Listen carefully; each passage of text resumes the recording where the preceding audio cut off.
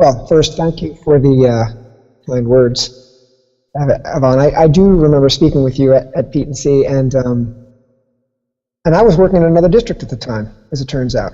I won't go into the details of this, but Frank also knows.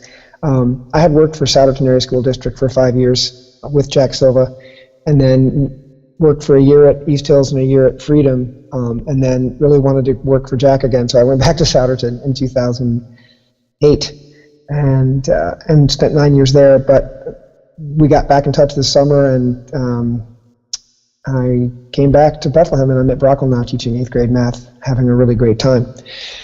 It's a tough job, it's hard work, but it's like pouring Miracle Grow on your instructional skills when you work with middle school kids who are just crazy. But when you work with the kids that are of a higher need, it makes it even more challenging. So I'm working my way up that steep learning curve as a 16-year veteran, and it's getting better every day. And thanks especially to support from my personal learning network of people from within the district as well as outside of the district. I lean pretty heavily on some fellow middle school teachers who work in similar circumstances in other districts across the state and across the country. I follow people on Twitter from the United States, Canada, Japan, Scotland, Ireland, Australia. The time zone thing can be tricky, so you don't really chat in real time often, but at least we share some ideas. Okay, so I'm going to try to get a couple of things accomplished. One is just to talk about the Connected Educator idea and how I got involved in it, and also while I'm at it, I want to throw in a plug for a really, really cool interactive web app called PairDeck that I use quite extensively. It's up there with Nearpod and Edpuzzle and some of these others, but PairDeck in particular I think is really strong for whole group instruction, for including every student in every question, and you'll see what I mean. And so I'm going to have you guys be my fake students for the day in PairDeck. So I'm going to screen share, and I'm going to ask you guys, I've never done a PairDeck virtually, I've only ever done it with a group of people that were in the room with me, but it shouldn't be too hard. I think all we really need to do is for you to open a new tab on your device, whatever computer you're using. Open a new tab, and in that new tab, go to the URL that you see there, pairdeck.com/join, and enter that join code. It will ask you to log in with your Google account. It's okay. It's a trusted Google app. No identity theft will occur as a result of you allowing it to access your Google credentials.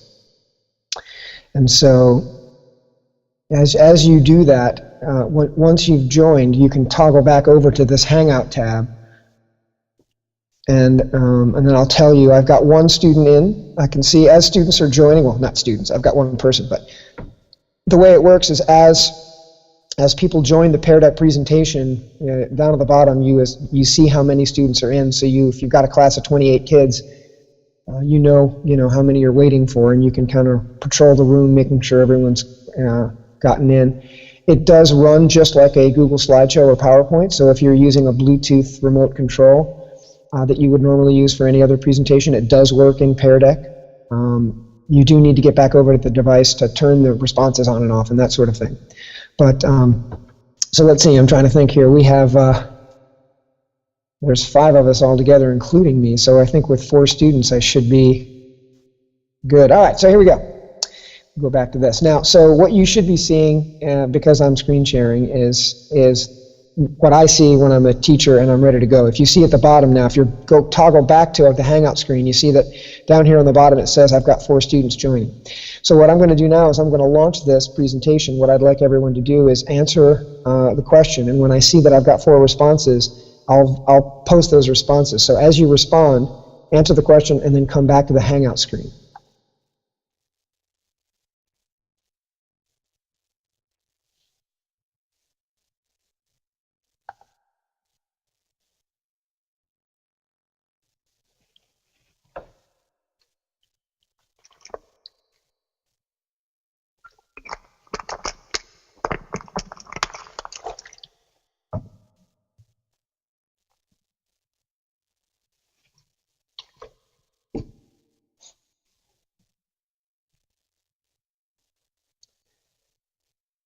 Okay, I got all 4 responses. So if you guys head on back to, go back to my screen share screen in the Google Hangout. Down here at the bottom you see that I could leave this unlocked and I can allow students to continue adding responses in real time. Sometimes I do like to do that, other times I prefer to lock them, so now you're locked down. So in that, back in the PairDeck screen it would say your teacher has locked responses. And then you see the eyeball down here. This is where I can show student responses, and what you'll notice is the responses come up, but it doesn't say whose answer is whose. And so there's safety and anonymity in that, especially when the kids understand that even though it's not showing their usernames or their student names. Right now, I have a dashboard as a user of PairDeck. I'm generating a teacher dashboard that is telling me. I'll go back later and look and say, okay, so and so is an art teacher, and this person said they were technology, and so on. So once kids know they have that accountability and they know that they can't, that you'll know everything they put up there, they're pretty good about it, especially high school kids are. I used this extensively the last couple of years in Souderton High School. But it's just a really great way for, everybody knows, especially as a math teacher, one of the things we struggle with as math teachers, every math class in the country has within the class a subset, which is I like to call the country club, which are those kids that are really good at math. They always are the first to answer. They're the first to complete assessments. They have their hand up every time. And it's a pretty elite group, and it's really hard to get into that group. But PairDeck is a platform that I really like because it totally levels the playing field in that any kid and every kid's answer is equally potentially valid. So, for example, maybe this kid right here is one of those students that we all know about that has good ideas but is really shy and doesn't want to raise her hand all the time, and yet when her answer pops up and I just start glowing with praise about how creative and wonderful and insightful it is, that sends a really powerful message that I think empowers kids to realize, you know what, you don't have to necessarily be an over-participator to have something to contribute to the culture of learning in your classroom. So that's the first question. That one's really easy. Next question. So toggle back over to the PairDeck screen to answer the next question. This is starting to get more into the nuts and bolts of our topic today about being connected.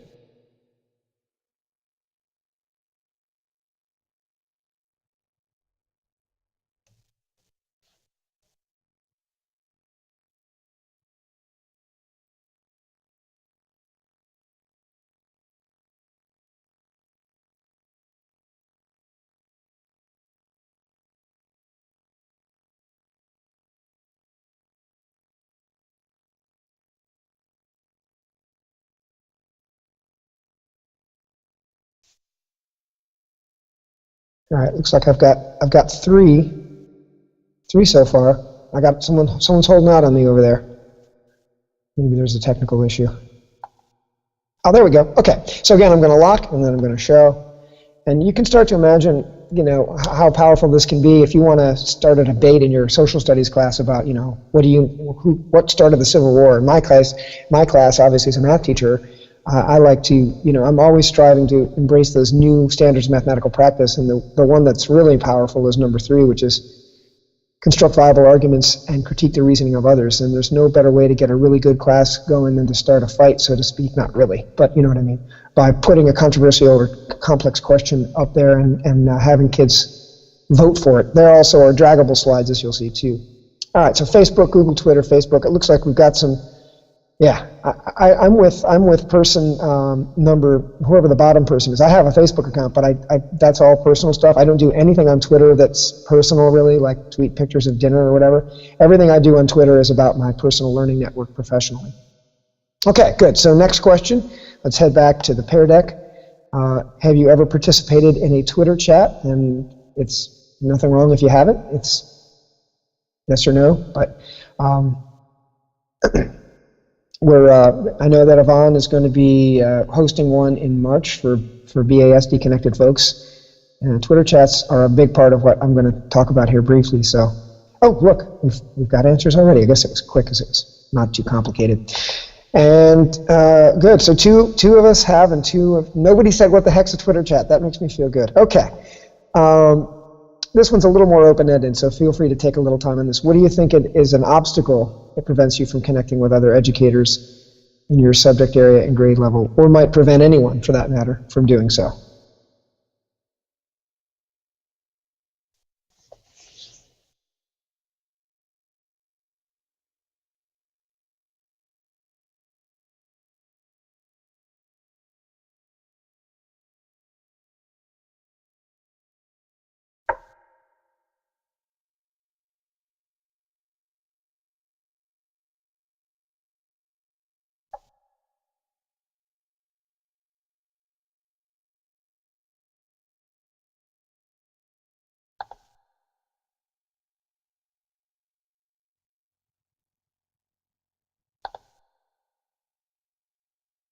All right, so I think Heidi's, I don't know if Heidi's back. Heidi had to step out, so I know with the 3 responses I've got, we're good. And different schedules. Time, yeah, time. Isn't time the most scarce resource in our world? It's crazy. Crazy, crazy. Okay, next question. What value do you see in connecting with other teachers in our district and outside? So I head back to the PairDeck page.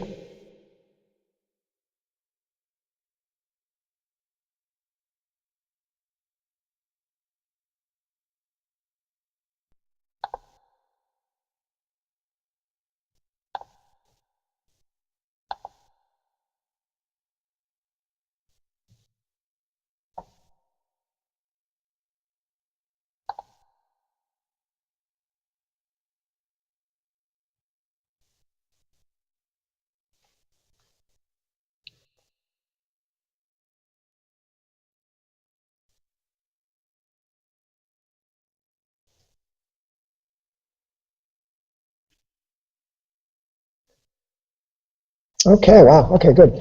So obviously there's lots of value. Let's see what you guys had to say about that.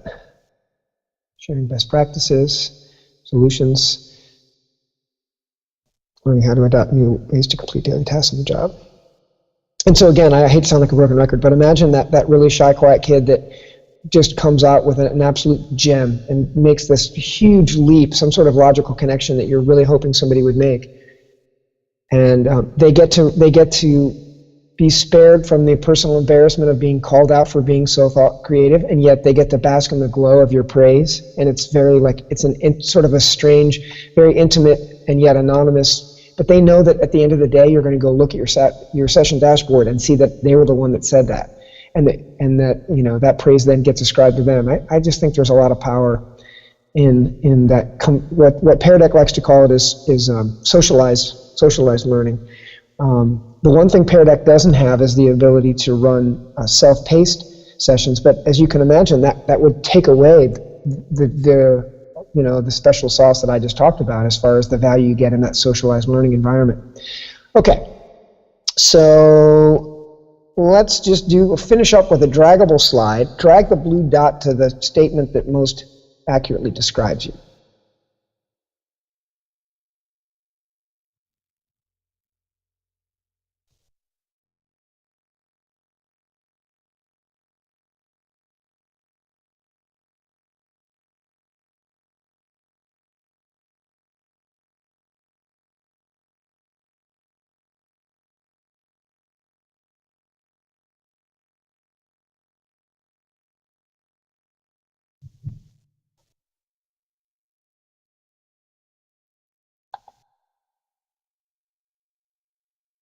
Okay, we'll go back now.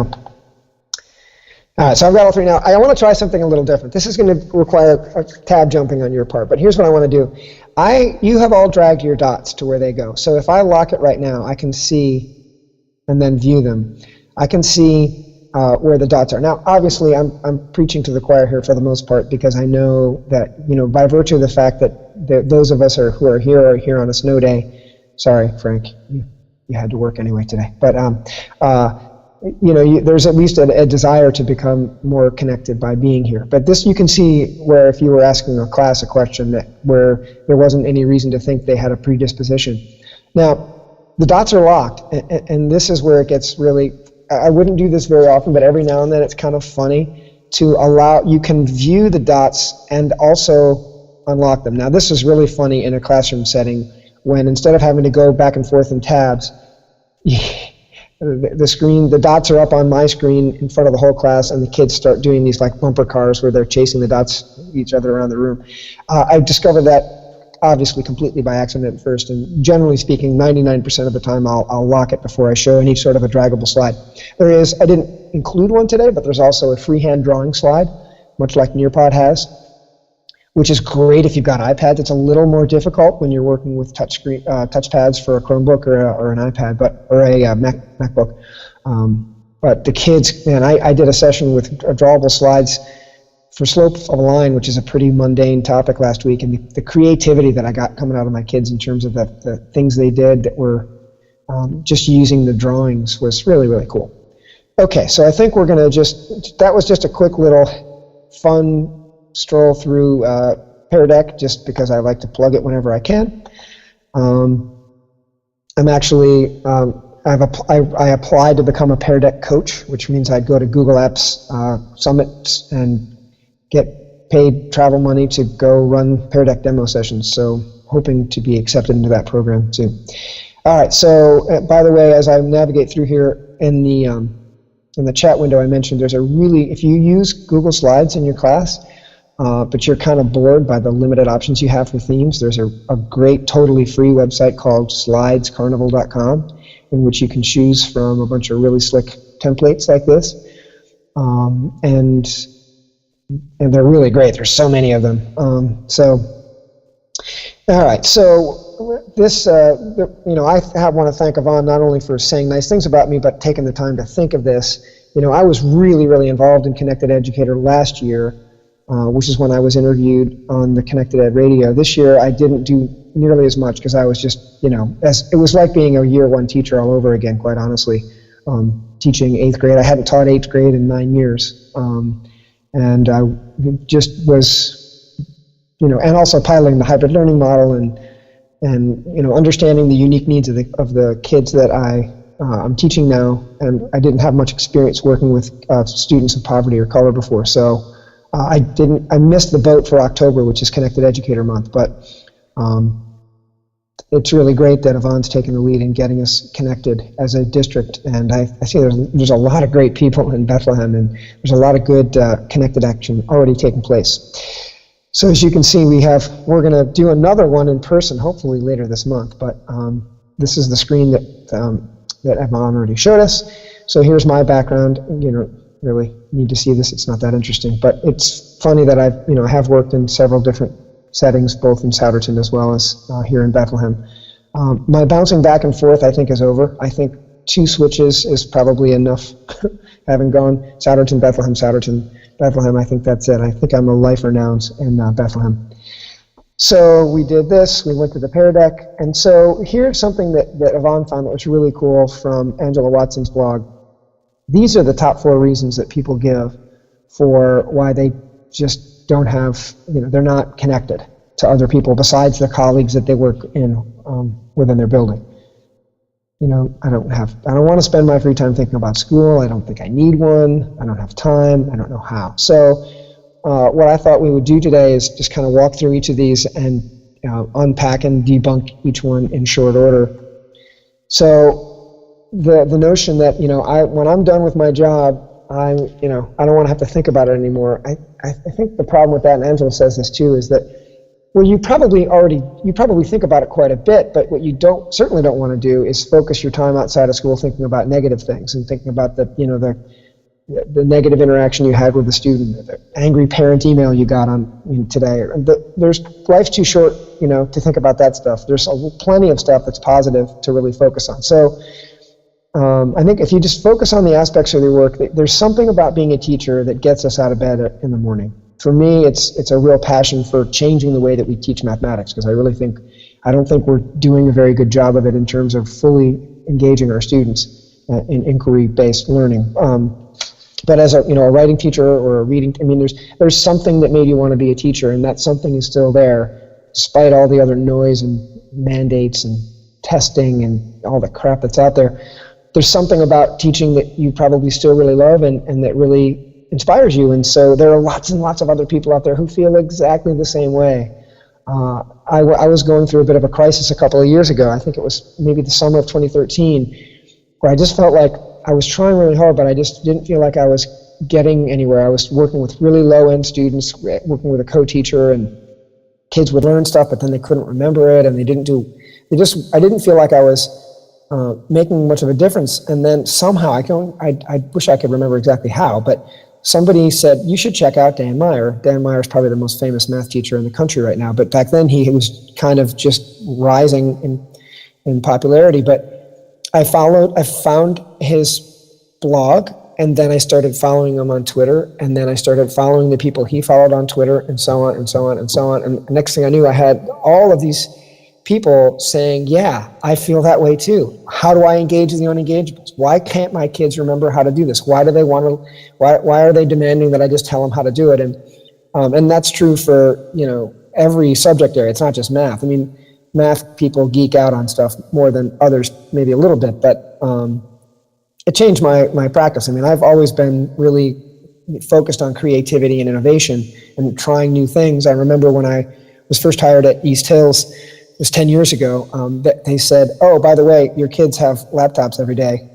These incoming 8th graders have had them for the last 2 years, so I hope you have some good technology-based lessons. And I had zero. I had nothing at that time.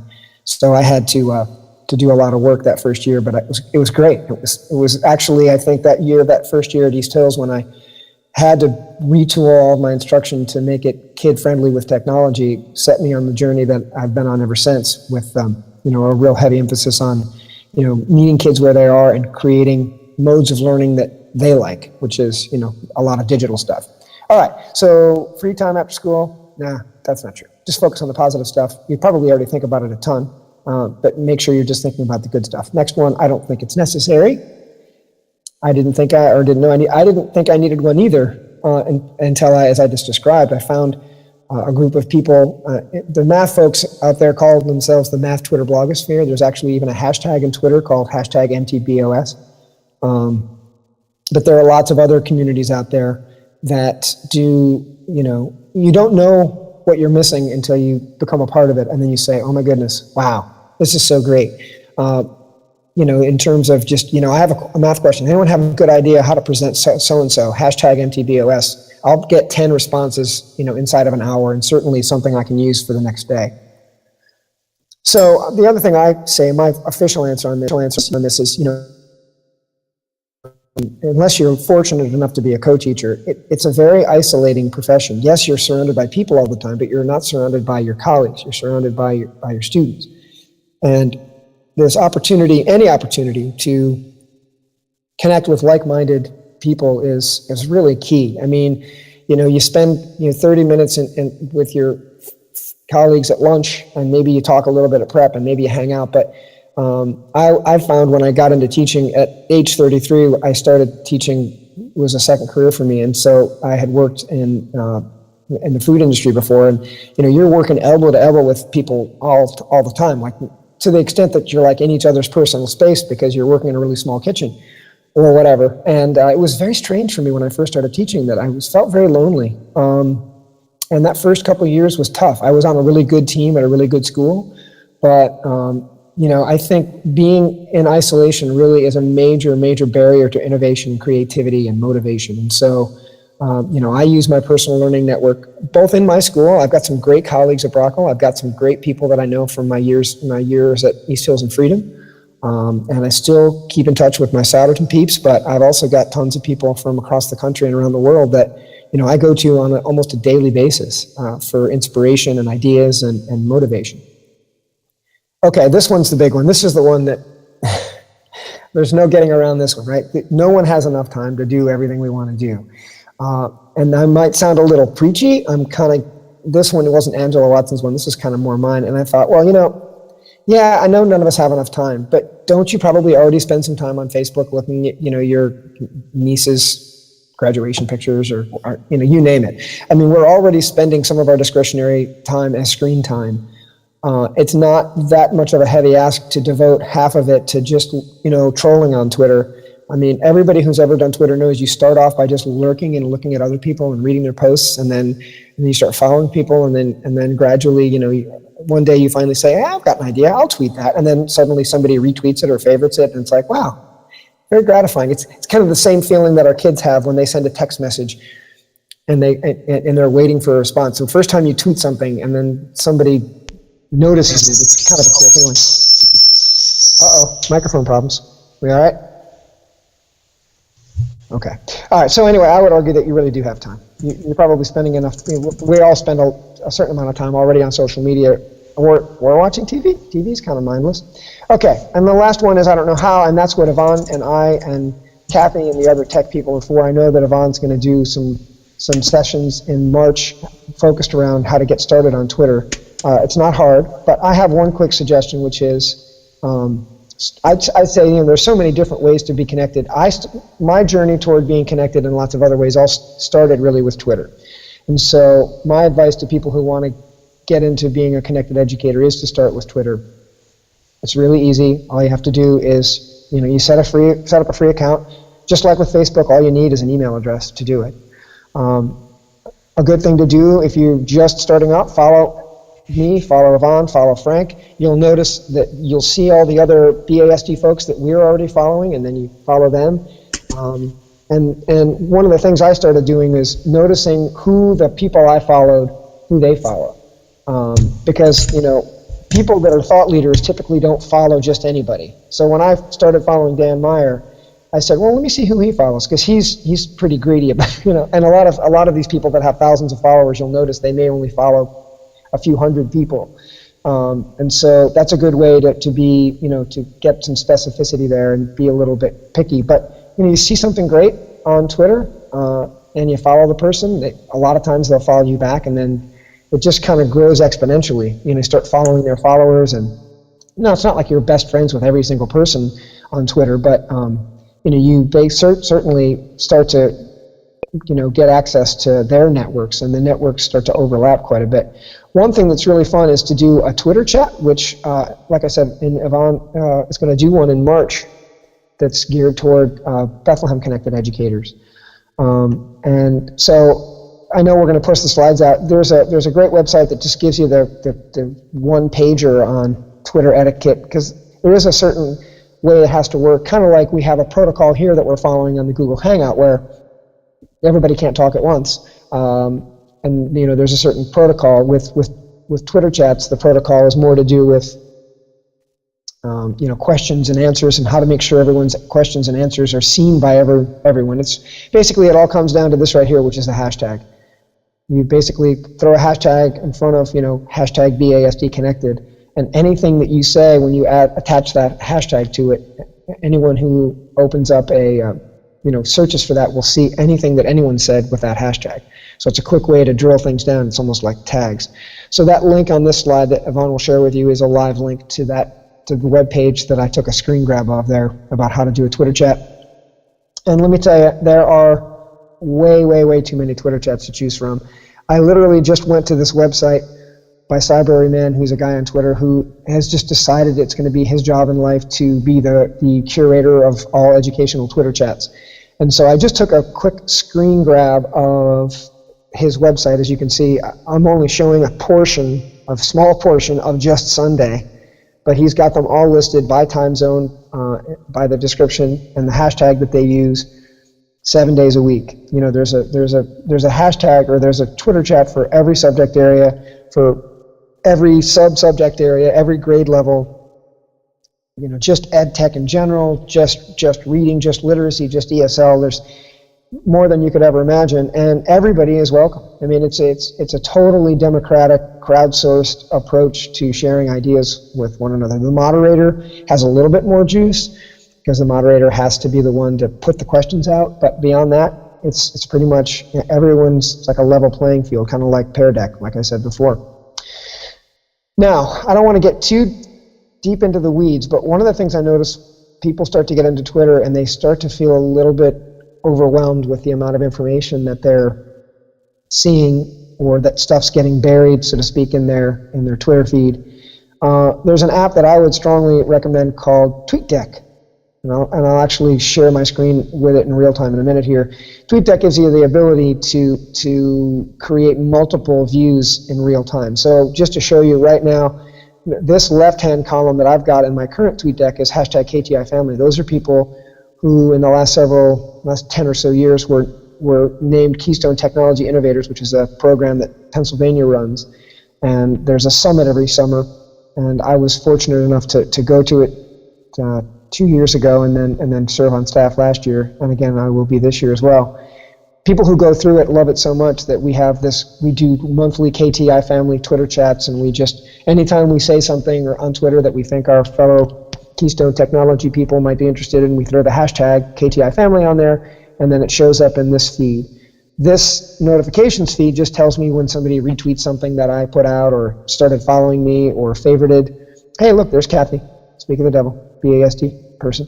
And then your home screen is just, everything that people you follow. Anytime someone you follow tweets something, it shows up on your main home screen. And then, as I referenced earlier, I've got the hashtag for MTBOS. Anytime a math teacher has an idea, a blog, a lot of times they'll use Twitter to post links to their latest blog post. And that was the other thing that really changed my life as a math teacher, was creating my own and then reading other math teachers' blogs about areas that they're working on or areas that they struggle with or ideas that they have. It's really a cool sort of credo out there that says, I'm going to share with you. It's like the opposite of teachers pay teachers. It's, here's my stuff, take it, use it. All I ask for in exchange is A, don't turn it into something that you make money off of, and B, tell me how you'd make it better. And that's the mindset of the people out in the Twitter math blogosphere. We have an evaluation, but we'll come back to that in a minute. What I think I'm going to do is I'm going to stop my screen share for a second and open it up to just Q&A stuff. So let me stop sharing. Stop sharing. All right, so last one ends a rotten egg. Who's got a question? Just unmute and throw it out there.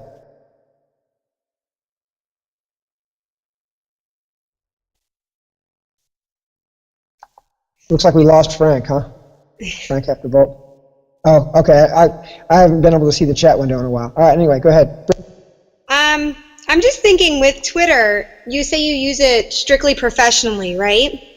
So I know that you connected with everyone else. How long did it take to establish that network and start doing it? I guess it would take only a day to really start to connect, but I've never tweeted yet. But that's why I've never experienced the Twitter. My husband does it, but I don't. So that's one thing I'm dabbling back and forth, because I think sometimes it does get overwhelming when you have all these things to look at.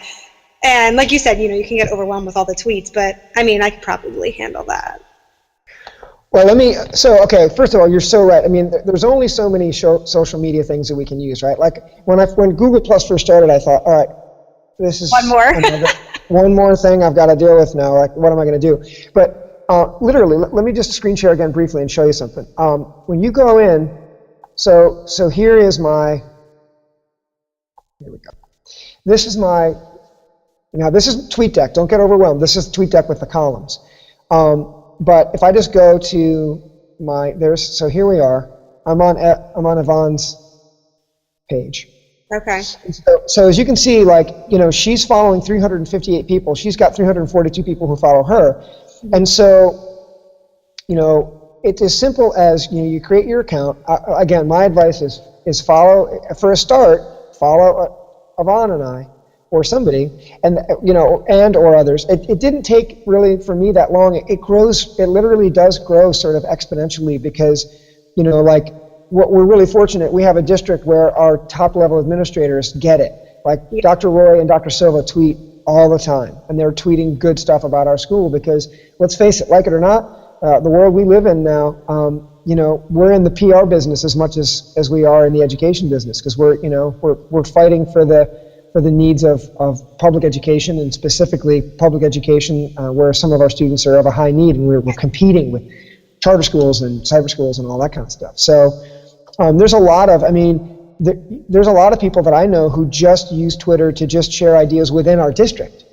Share stuff about Broughal Proud or BASD Proud, or they'll tweet stuff about one of the sports teams or whatever. But it does grow pretty quickly. And what's good is you can get a lot out of Twitter without necessarily doing a lot of tweeting, especially early on. I don't know, I stopped screen sharing, didn't I?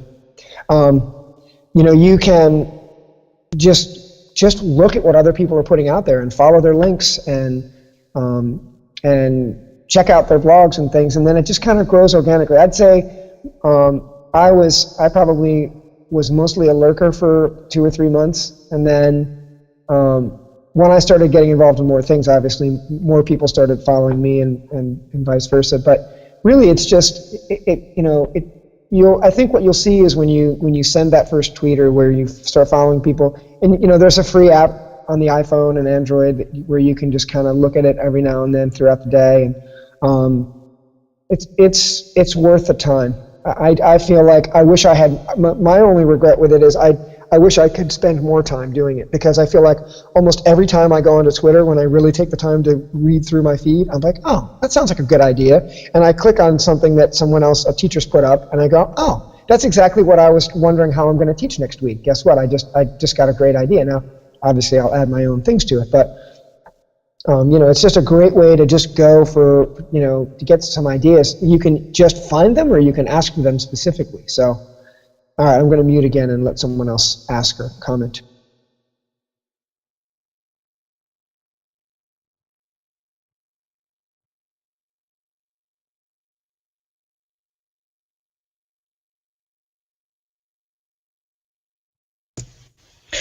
So I have a question. Can you hear me? Okay. Now you mentioned Dan Meyer, somebody that you follow. Do you know anybody else off the top of your head that you follow that, and he's a math teacher, obviously, and we're not really in a math crowd, although Frank was one of the math crowd. But anybody else that you feel is worth following in general? And it could be a niche person or it could be a general person.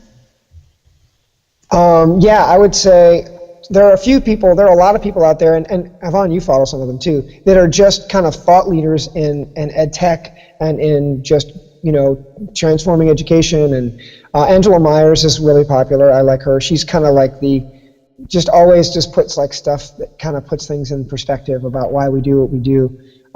Angela Myers, George Couros is another one. And there are a lot that, and it's funny because some of the people I follow just because I know they're leaders, and I want to just see what seems important enough to them to put on Twitter. And they're people that I would never, like, Governor Wolf is never going to retweet anything I put on there. But I follow him anyway because I figure if Governor Wolf has something he wants to put out there, it's worth my time to read. So I would say most of the people I follow are specific to math, to the STEM world, or to either math or STEM or Google Apps. Rich Kiker's a great guy to follow if you're really interested in, and he's just a great guy to know. He's an awesome dude. But I would think, if I just go over like the heaviest hitters, Angela Myers, that Watson person that you had linked, also about being a connected educator, there is the Connected Educator handle, and there's also Cheryl Nussbaum Beach, who the reason I got into that radio thing was she was one of the keynotes at the Keystone Technology Summit the year I was an attendee, the summer of 2014. And she and I started talking after her session, and we were just like brain melding. Like it was like the phrase that my fellow attendees said when they watched us talking, they said we were sharing a nerdgasm together, which was pretty funny. But she is really cool, and I got her book, which of course is a great book for Brittany and Heidi to consider reading. Maybe we're looking into maybe getting a book club on that, right? The Connected Educator book. But I would hold it up, but of course I read it, I loved it. I did a book club at my old school, and then of course I loaned it to someone, and I don't know who has it now, but it's definitely worth reading. And you'll see she's obviously, there's just so many. If I had a group of math people specifically, I'd say follow these 5 people and look at who they follow, and you're good to go. I'd say follow Dr. Roy and Dr. Silva. And look around at who within the district they follow. It's kind of weird to follow someone on Twitter who teaches across the hall from you, but yet it's not, because it's, like that summer academy that we had at Broughal this summer. I'm sitting there, and we're all tweeting in real time and stuff, and then you're sending a tweet and referencing someone who's like 3 seats away.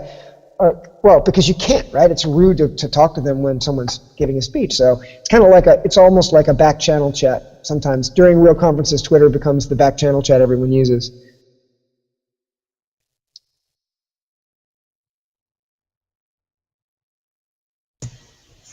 Right.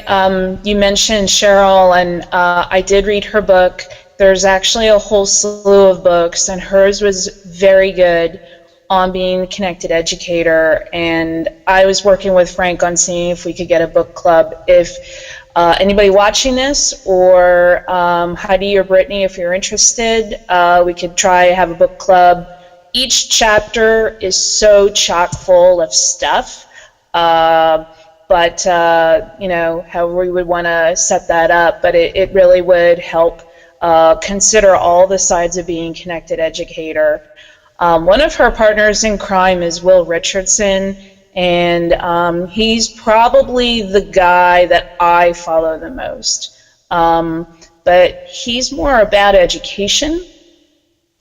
He's about ed tech, but he's very skeptical about the way people talk about ed tech, and they have all the answers in this product. It's going to solve all of our ills. It's really about learning and and creating agency in the students, which that's kind of my niche on Twitter, is about creating agency. So some people you're going to find have a niche.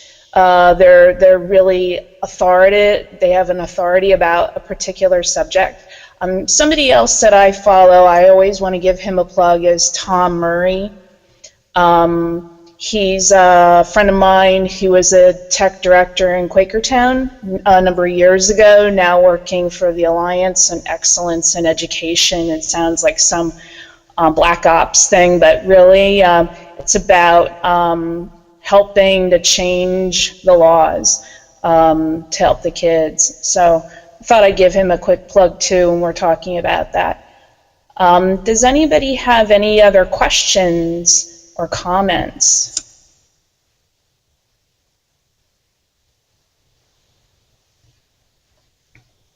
Quick question for you, Mark. I know you're saying that you don't do as much as you want to, because I know it's like, lots of prep and all of that for going back to Broughal. For somebody who, and maybe you said this, but if somebody is saying, I don't have time, when you do this, when you actually do get online, what's your strategy for doing that? Do you block out a whole big block of time, or are you looking in other ways to do that? Yeah, so obviously, it's kind of like Facebook, where you sit down to just check a quick couple things and wish someone happy birthday, and then next thing you know, it's 45 minutes later. I think it's a little bit less that way for Twitter, because what I'm usually looking at when I go on there, and I'm too busy during the workday usually to do it. Although I do have the app, so sometimes during lunch I might look at my phone and kind of just scroll through, see if anything's catches my eye. What I do love about having it on the phone is when something really cool is happening in my classroom, like I'm using Nearpod and the kids are just locked in, or I'm using PairDeck or something really good is happening, I say to, now I'm very careful to never take some teachers do, I don't know why they are so carefree about this, but I would never put out on social media a picture of one of my students if they could be recognized as who they are. So if it's a picture of the back of their heads, no one cares. But I will say to kids, hey, I'm going to take a picture of what you guys are working on right now, and you're going to be on the internet right now. I'm going to put it on Twitter. And they're like, really? So I have a picture of a kid playing with a Play Osmo, and all you can really see are his hands, but he was so thrilled that his hands were on the internet. But so no, when I sit down to curate and look, I do like to use that Tweetdeck app, but I don't always. But I will typically say, all right, I'm gonna give myself 20 minutes, and I'm just gonna scroll through, my news feed. The problem is, the more people you follow, the more likely it is that something really good is going to get buried under somebody just posting, the latest Bitmoji of their new profile picture or whatever it might be.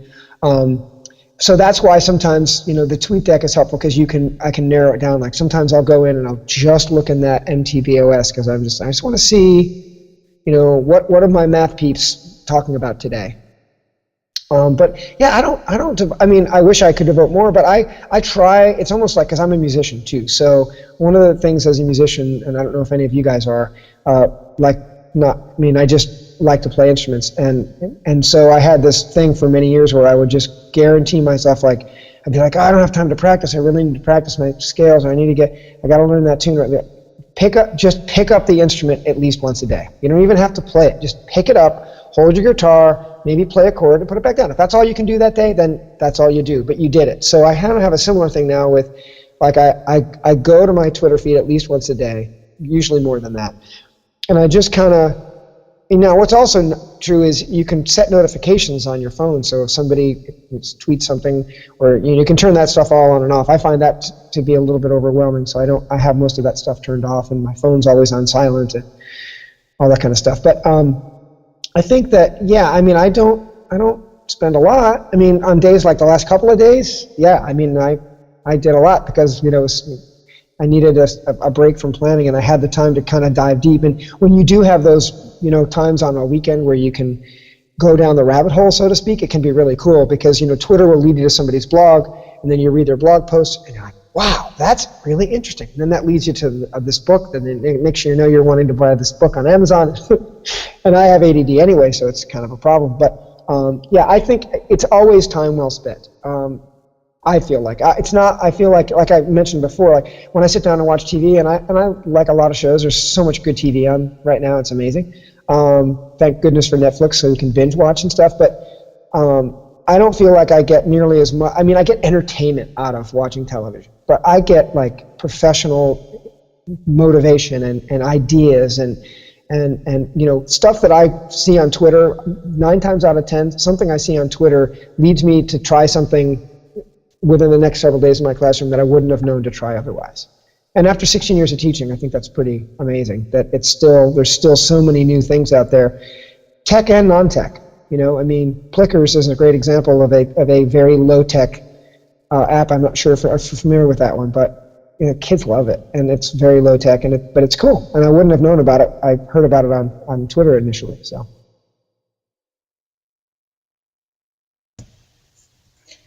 Great. Yeah, those are a lot of the points that I hear that all over the place, what you said. So I think it's true. If you're saying it and other people are saying it, that Twitter is a great professional development tool, I think it changed my game totally. And I could tell, like I said, when I met you, that you were connected.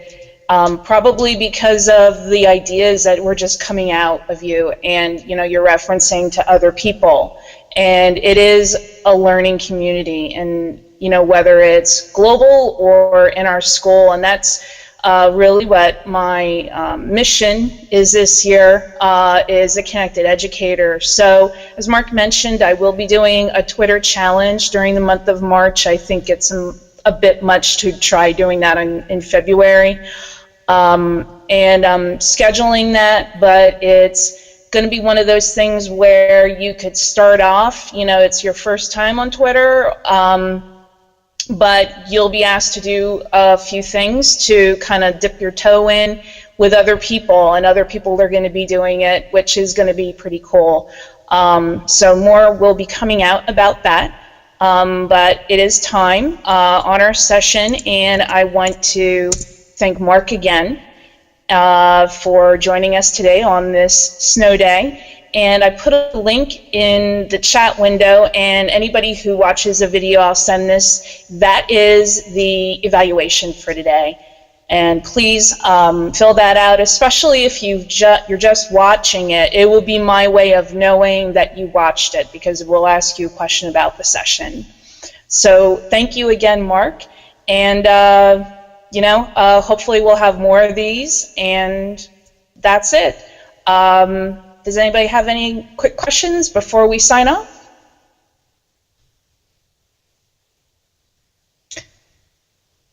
Thank you, Heidi, and Brittany as well. All right, take care.